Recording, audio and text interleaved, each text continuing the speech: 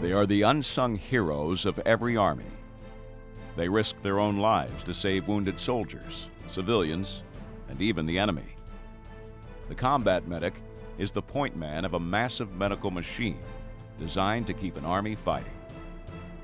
The equipment, techniques, and battlegrounds may change, but the medic's commitment and courage has never changed.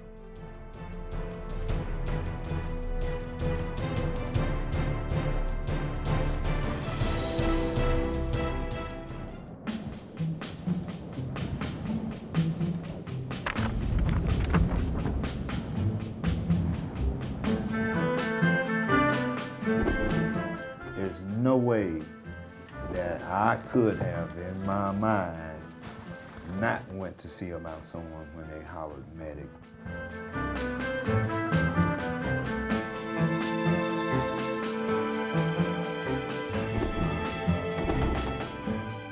He may have to forfeit his life to save other lives, and he has to be prepared to do that.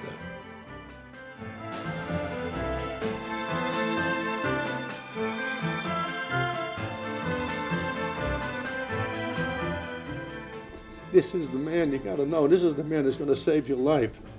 So look up to him and respect him. And the day they call you doc, the day you perform your first deed in the combat, you know you've earned a place.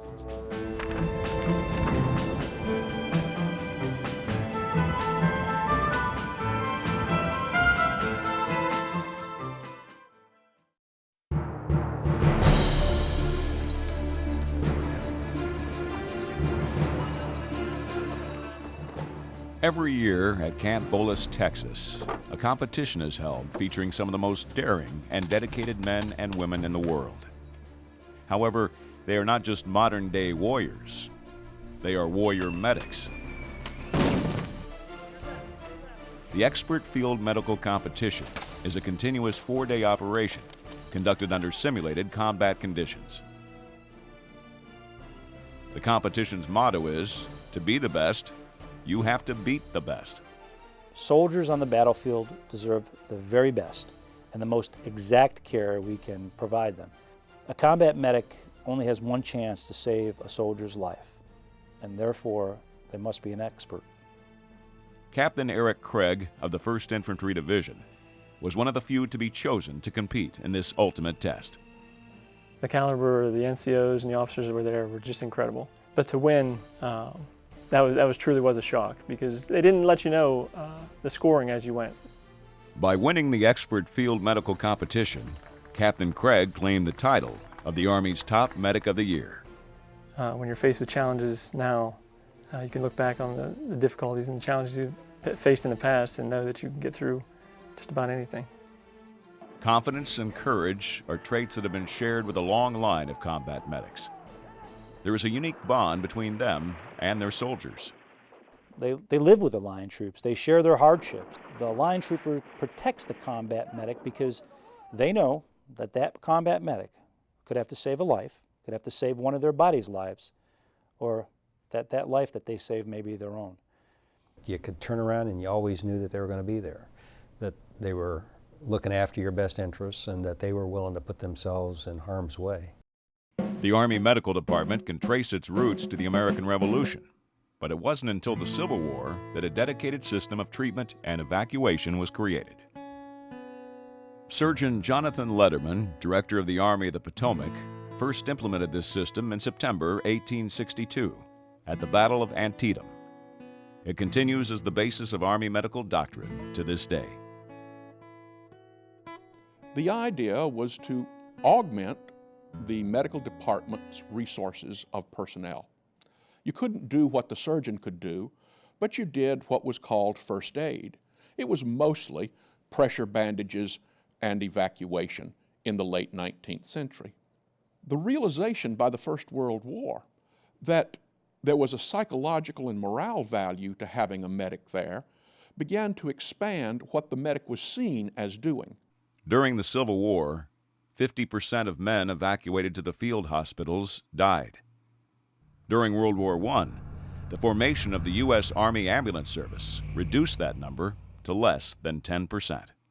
He has to deal with the very fundamentals of life and death.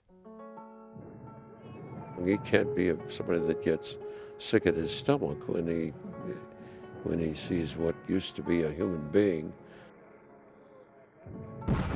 At the beginning of the 20th century in World War I, simple pressure and a tourniquet that wasn't much understood was about all a medic could do. We began to teach them about airways. We began to teach them about pressure points and the arterial system so that we get more ways to control hemorrhage. By World War II, we begun to get a handle on the problems of shock and pain. The morphine syringe was patented just before World War II, so that it was now possible to carry a single dose of a powerful painkiller to the forward line. Oftentimes, there was only one medic to care for many casualties. This led to a method of sorting patients we still refer to as triage. But he got his first taste of what we call now triage. We had one medic with us that day, and he was overcome, deciding whether to work on this person, whether he could save him or go find one that he could save. That's a tough job.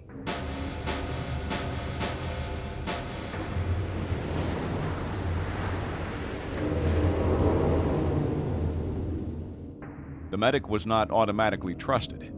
He would have to earn the respect of his comrades. For one medic, his reputation and courage would be put to the test almost immediately. On October 24, 1944, Technician 5th Grade Richard F. Lynn of the 324th Infantry Regiment had just arrived in Ambermenal, France, when he was called into action. Come on, Doc, let's go. We went in, we moved on the line at night. It was dark, and I was only there about approximately 15 minutes when a shell came in and it was a little too close for us. And I lost one buddy right away. I've always felt that when we hit the ground, he hit beside me, but he more or less protected me too. Artillery and mortar shells were exploding all around Lynn, and casualties were piling up fast. With complete disregard for his own welfare, Lynn scrambled to help a fellow soldier with a serious leg injury. One of the first things they want you to do is remove their shoe. I couldn't find it at all. It brought some tears to both of us. It was that tough. I mean, he was just a young fella, and to tell him that he didn't have a leg and he wouldn't have, that's pretty tough to tell him that. As mortar shells continued to rain down, Lynn reached out to help another soldier. The other one was hit a basal skull injury, and it was hard. It was really hard to treat because you couldn't see anything. You had to feel for everything, and that was some of the good training we got, was to learn how to feel or where to feel for arterial bleeding and different things like that.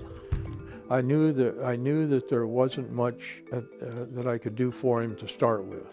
I just had to let him do the best I could and try to keep his hopes up till they evacuated him. Barbano, come on. Barbano, wake up. Hey, Barbano.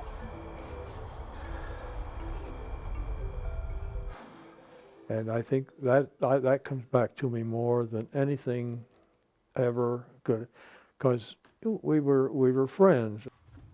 Lynn assisted in the evacuation of his friends, but he quickly came back to the front line. No other medic was present who would care for the other wounded men.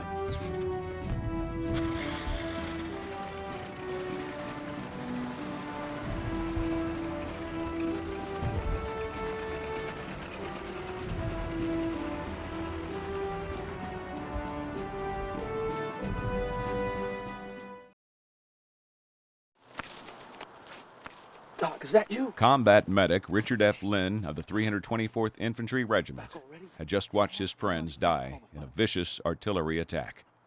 As no other medics were available, Lynn prepared to spend the night caring for the wounded. Then, he had a surprise of his own.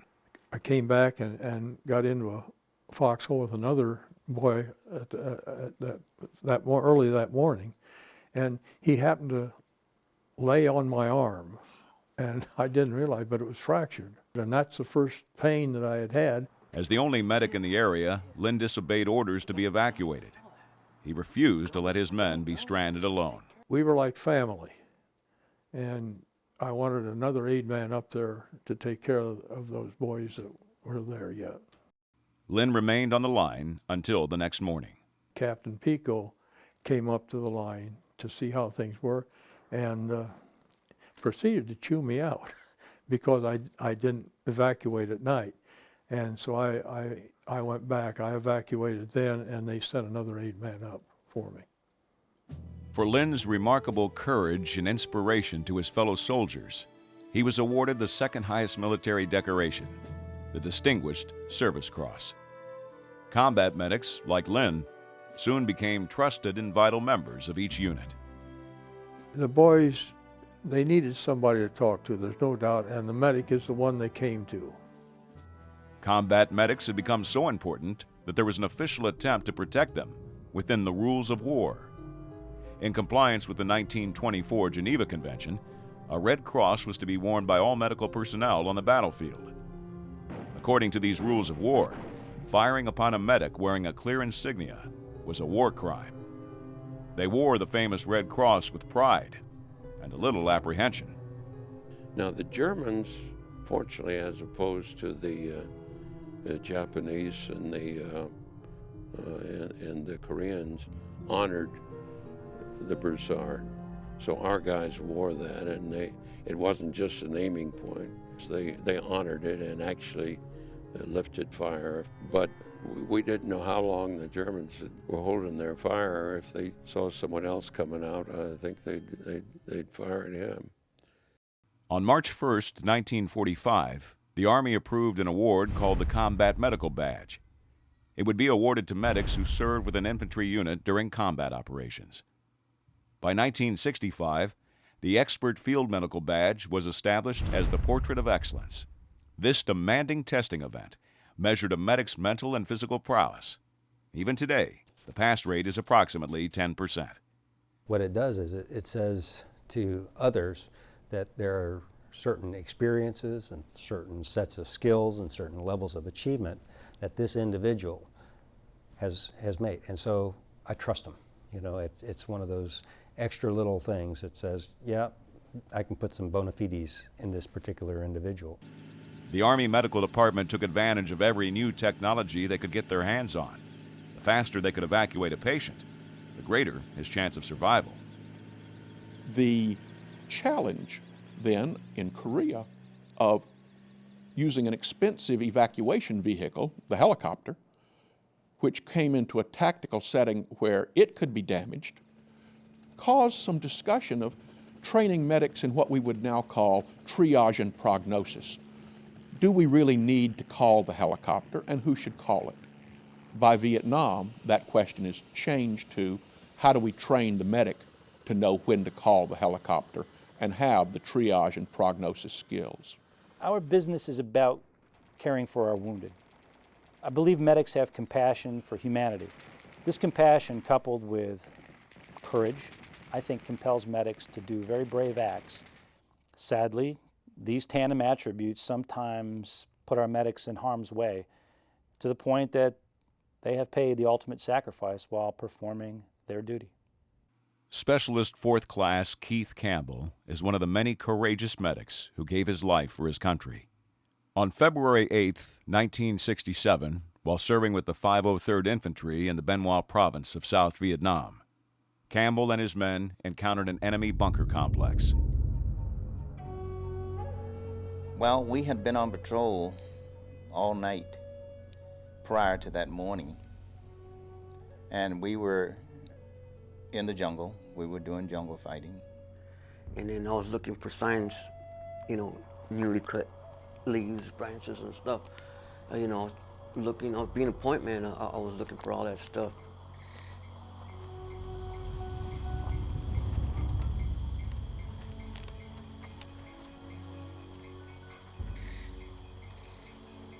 I seen like a field of fire. I seen a field of fire that was cut fresh. And I go, whoa. And my hairs in my back stood up, my neck stood up, and that's when it opened up.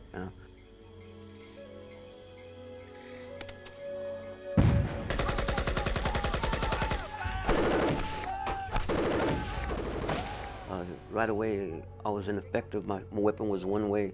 I was going another. They were pelting us with grenades. Private First Class Edward Torres was stranded. It wouldn't be long before he would be picked off by enemy snipers.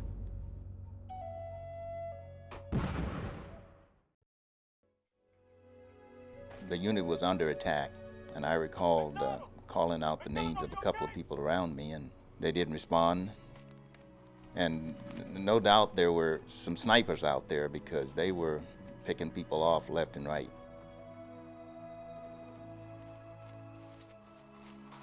I was a company medic then and heard them talking on the radio that their medics had been hit, and I think their platoon leaders had been hit. And I talked to Keith briefly, and we decided to try to go and do what we could to help them out. I was going to go over to go after Mr. Torres, and Keith grabbed me by the back of the pants and pulled me off balance. He said, "You're staying here, you got a wife and baby, I'm going." And over the hill he went. Disregarding the enemy fire, Specialist Keith Campbell decided to make a run for the stranded Torres. Well, I know Keith had picked up a rifle off the ground, and there was a sniper shooting at us from a tree, and he shot up into that tree, and then the rifle jammed, but at the same time, I'm sure that the guy came out of the tree, or something fell out of the tree. When I first saw Campbell, he was crawling toward me. I was hit, and he was coming to my rescue. And initially, I was mad